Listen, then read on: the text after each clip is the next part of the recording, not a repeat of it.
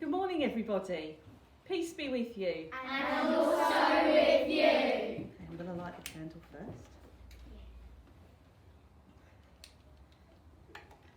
Now, I'm very lucky. It's my turn to do the assembly this morning, but rather than listen to me doing a lot of talking, what I thought was that I'd hand over to my wonderful owl tribe and they would lead this assembly for us. So I'm going to hand over to them.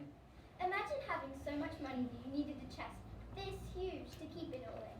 King John did. He reigned in the medieval times and was so wealthy and so scared of somebody stealing his money that he carried it around with him in a big chest everywhere he went. Well, not him on his own, but an army of strong men whose job it was to protect the king's wealth. I wonder what he did with all that money. Build castles, recruit armies to fight in wars, live a luxurious life. Whatever it was, from what we know about him, it's not likely that he used it for the good of his people. What would you do with lots of money? Imagine if this chest was full. What would you spend it on? Yourself, your friends, or other people? How would you decide to do with it? So what would you do with all this money? What I'd like you to do is share your thoughts with your class for 1 minute right now. Go. I would buy the best pair of Louboutins and buy 12 Romney coats and buy a Range Rover 2020 and a Ferrari, but it has to be pink or blue, and own a mansion. And every birthday, get my mum or my dad to get me a new iPhone 11 Pro Max. I'd buy an iPad and a new whip just for me. I would invest in a company. The more companies that you get, the more money that you get, and the more money that you get, the more companies that you get, and then it just carries on. I'd buy a bunch of electronics, 2 budgies, some dogs, and I'll save up for my future house. I'll also take my friends and family out for dinner. In Matthew's Gospel in the New Testament part of the Bible, Jesus tells his disciples how important it is to please God no matter what other people think. Caring for other people makes God happy, and He knows that we want to please Him. We can do this by thinking of others, not just ourselves.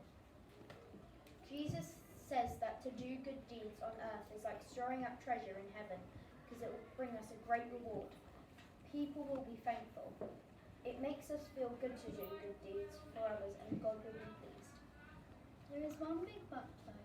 Jesus also tells his disciples that God does not want us to be boastful or too proud of our actions, showing off and making sure everyone knows we are doing good. Instead, God is most pleased when we do our good deeds in secret or without making a big announcement about them. It doesn't matter if anyone else knows, we know we have done a good deed. It's nice to be praised for our efforts to help others, but we should see that this as an extra, not an essential, or the reasons for doing it. Many people around the world, volunteers, give their time free to help those in need, and very often no one knows who they are or what wonderful helps they have given, but God knows. Dear God, we ask you to teach us how to please you and God by listening to your stories in the Bible, talking to you in our prayers, seeing your love in action around us. Bless these good deeds of ours today, so that we may share in the treasure of God's love forever. Amen. Amen. Fantastic day. We hope that you can carry out the good deeds you have thought about. Just before we say our prayer to finish this assembly, we would like you to take a few moments to think of one good deed you could do today for a friend, for a member of your family, or someone else.